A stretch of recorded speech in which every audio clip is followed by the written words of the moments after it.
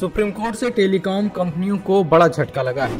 Chief justice D Y Chandrachud की अध्यक्षता वाली बेंच ने वोडाफोन आइडिया, भारती एयरटेल और टाटा टेली सर्विसेज सहित अन्य टेलीकॉम कंपनियों द्वारा एजीआर देनदारी को लेकर दायर क्यूरेटिव याचिका खारिज कर दी है। कोर्ट ने अपने फैसले में टेलीकॉम कंपनियों की खुली अदालत में मामले की सुनवाई की मांग भी खारिज कर दी है। टेलीकॉम कंपनियों ने एजीआर बकाया के भुगतान के संबंध में कोर्ट के 2019 के फैसले के खिलाफ क्यूरेटिव याचिका दाखिल की थी। टेलीकॉम कंपनियों का कहना था कि टेलीकॉम विभाग की ओर से बकाया के लिए की गई गणना में गंभीर त्रुटि है। 24 अक्टूबर 2019 को सुप्रीम कोर्ट ने एजीआर की सरकारी परिभाषा को सही बताते हुए टेलीकॉम कंपनियों को 92,000 करोड़ चुकाने का आदेश दिया था। टेलीकॉम कंपनियों का कहना था कि एजीआर में सिर्फ लाइसेंस फीस और स्पेक्ट्रम चार्ज आते हैं, जबकि सरकार रेंट, डिविडेंड, संपत्ति बेचने से लाभ जैसी कई चीजों को भी शामिल बता रही थी। लेकिन बेंच ने 2002 में सुप्रीम कोर्ट के पुराने आदेश का हवाला देते हुए फैसला सुनाया और क्यूरेटिव याचिका खारिज कर दी और कहा कि इसमें उपचारात्मक क्षेत्राधिकार का प्रयोग करने का कोई आधार नहीं बनता। सुप्रीम कोर्ट ने गुरुवार को एक अहम फैसला सुनाया है। अपने ऐतिहासिक निर्णय में सुप्रीम कोर्ट ने केंद्र सरकार को निर्देश दिया कि वो 1971 के भारत पाकिस्तान युद्ध में गंभीर रूप से घायल एक सेवानिवृत्त सैन्य अधिकारी को दिव्यांगता पेंशन के साथ ब्याज का भुगतान करे, जिसने युद्ध में घुटने के नीचे अपना दाहिना पैर खो दिया था। इस मामले में केंद्र सरकार ने दलील दी थी कि अपीलकर्ता को 1 जनवरी 2016 से पहले दिव्यांग पेंशन का हकदार नहीं माना गया था। हालांकि उसने ट्रिब्यूनल के फैसले को चुनौती नहीं दी, क्योंकि अपीलकर्ता को युद्ध के दौरान गंभीर चोटें आई थी। सुप्रीम कोर्ट ने अपने आदेश में स्पष्ट किया कि अपीलकर्ता के हक को किसी भी पक्ष द्वारा चुनौती नहीं दी गई है। कोर्ट ने निर्देश दिया कि अपीलकर्ता को विकलांगता पेंशन की अंतराशि पर 3 वर्षों के लिए 6% प्रतिवर्ष की दर से ब्याज मिलना चाहिए। कोर्ट ने केंद्र सरकार व संबंधित प्रतिवादियों को 3 महीने के भीतर ये राशि भुगतान करने का समय दिया है। आम आदमी पार्टी के नेता और दिल्ली सरकार में पूर्व मंत्री रहे सत्येंद्र जैन ने मनी लॉन्ड्रिंग मामले में गुरुवार को दिल्ली के राउज एवेन्यू कोर्ट में नियमित जमानत याचिका दायर की है। कोर्ट जमानत याचिका पर 25 सितंबर को सुनवाई करेगा। आज सुनवाई के दौरान सत्येंद्र जैन को भी पेश किया गया। पेशी के दौरान सत्येंद्र जैन ने मीडिया से कहा कि सत्य की जीत होगी। बता दें, सत्येंद्र जैन ने दिल्ली हाईकोर्ट में ट्रायल कोर्ट की ओर से समन जारी करने के आदेश को चुनौती दी है। सत्येंद्र जैन की याचिका पर 25 जुलाई को हाईकोर्ट ने ईडी को नोटिस जारी किया था। सुनवाई के दौरान ईडी की ओर से पेश वकील विवेक गुरनानी ने इस मामले में ईडी को नोटिस करने का विरोध करते हुए कहा था कि सत्येंद्र जैन को जुलाई 2022 में ही समन जारी किया गया था, लेकिन जब ईडी उनकी डिफॉल्ट जमानत का विरोध कर रही है तब उन्होंने ये याचिका दायर की है। सुनवाई के दौरान सत्येंद्र जैन की ओर से पेश वरिष्ठ वकील एन हरिहरन ने कहा था कि वे सभी सवालों का जवाब बहस के दौरान देंगे। सत्येंद्र जैन पर आरोप है कि उन्होंने 2009-10 और 2010-11 में फर्जी कंपनियां बनाई। इस मामले में ईडी ने सत्येंद्र जैन के अलावा उनकी पत्नी Poonam Jain, Ajit Prasad Jain, Sunil Kumar Jain, Vaibhav Jain, Ankush Jain, messrs Akinchan developers private limited, messrs Prayas info solution private limited, Mangalayatan projects private limited और J J ideal state private limited को आरोपी बनाया है। ईडी ने इस मामले में सत्येंद्र जैन को 30 मई 2022 में गिरफ्तार किया था। कर्नाटक हाईकोर्ट से गुरुवार को भाजपा सांसद और केंद्रीय राज्य मंत्री शोभा करंदलाजे को बड़ी राहत मिली है। कोर्ट ने उनके खिलाफ दर्ज आपराधिक मामले को खारिज कर दिया है।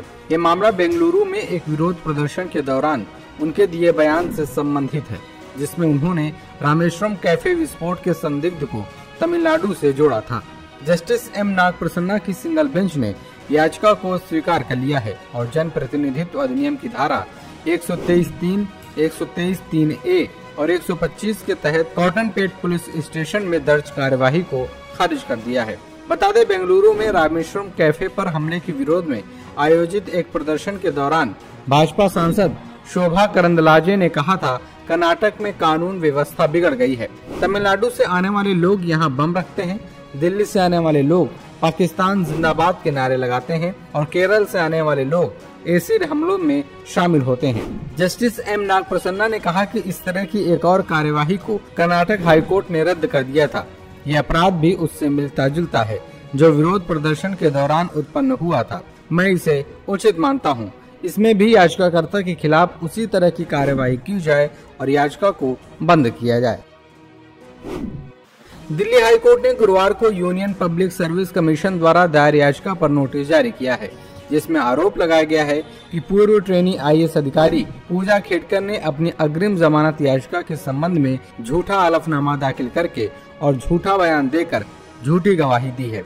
जस्टिस सुब्रमण्यम प्रसाद ने नोटिस जारी कर पूजा खेडकर से जवाब मांगा है, जिन पर UPSC के आवेदन में तथ्यों को गलत तरीके से प्रस्तुत करने और गलत साबित करने का आरोप है।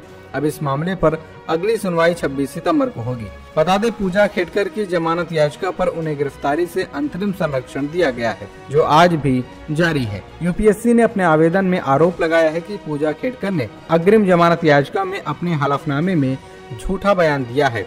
ये आयोग ने उनके बायोमेट्रिक्स एकत्र किए हैं। आयोग ने अब तक आयोजित सिविल सेवा परीक्षाओं के व्यक्तित्व परीक्षण के दौरान किसी भी उम्मीदवार से कोई बायोमेट्रिक जानकारी एकत्र नहीं की है। आयोग ने आरोप लगाया है कि पूर्व ट्रेनी IAS ने अपने फेवर में आदेश प्राप्त करने के लिए कोर्ट को धोखा देने के एकमात्र उद्देश्य से झूठा बयान दिया है। कर्नाटक हाईकोर्ट ने यौन उत्पीड़न के आरोपों का सामना कर रहे JDS के पूर्व सांसद प्रज्वल रेवन्ना की जमानत याचिका पर फैसला सुरक्षित रख लिया है। जस्टिस M नागप्रसन्ना की सिंगल बेंच ने गुरुवार को प्रज्वल रेवन्ना के आवेदन पर और शिकायतों से संबंधित 2 अग्रिम जमानत अर्जियों पर दलीलें सुनी। सुनवाई के दौरान प्रज्वल रेवन्ना की ओर से पेश वरिष्ठ वकील प्रभुलिंग नवदगी ने कहा कि आरोप मुख्य रूप से प्रज्वल रेवन्ना के पिता पर लगे हैं। साथ ही उन्होंने बताया कि पीड़िता ने रेवन्ना परिवार के लिए 4 वर्षों तक काम किया। उन्होंने 4 वर्षों तक मामला दर्ज नहीं कराया।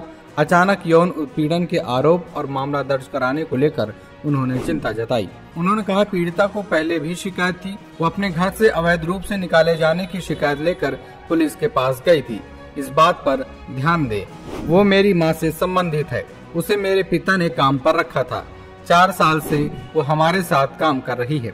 इस समय मेरे खिलाफ कोई आरोप नहीं है। आरोप मेरे पिता के खिलाफ है। कोर्ट ने इस मामले में दोनों पक्षों की दलीलें सुनने के बाद फैसला सुरक्षित रख लिया है।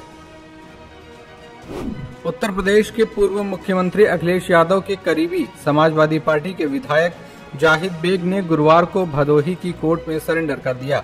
सरेंडर के बाद पुलिस ने उन्हें ज्ञानपुर स्थित CJM कोर्ट में जज साबिया खातून के समक्ष पेश किया, जहां से कोर्ट ने उन्हें डिस्ट्रिक्ट जेल ज्ञानपुर भेज दिया है। सपा विधायक नौकरानी को सुसाइड के लिए उकसाने और बच्चों की तस्करी के मामले में वांछित थे। बता दें, 9 सितंबर को उनके आवास पर नाबालिग नौकरानी ने आत्महत्या कर ली थी, जिसके बाद प्रशासन ने छापा मारकर एक और नाबालिग नौकरानी को मुक्त कराया था। पुलिस ने सपा विधायक जाहिद बेग और उनकी पत्नी पर नाबालिग नौकरानी को आत्महत्या के लिए उकसाने एवं 1 से अधिक बच्चों की तस्करी एवं बंधक बनाकर बाल श्रम कराने के मामले में FIR दर्ज की थी। इस मामले में उनके बेटे जईम बेग उर्फ सैमी की संलिप्तता भी सामने आने पर बीते दिन बुधवार को पुलिस ने उसे गिरफ्तार कर कोर्ट के आदेश पर न्यायिक हिरासत में जेल भेज दिया है।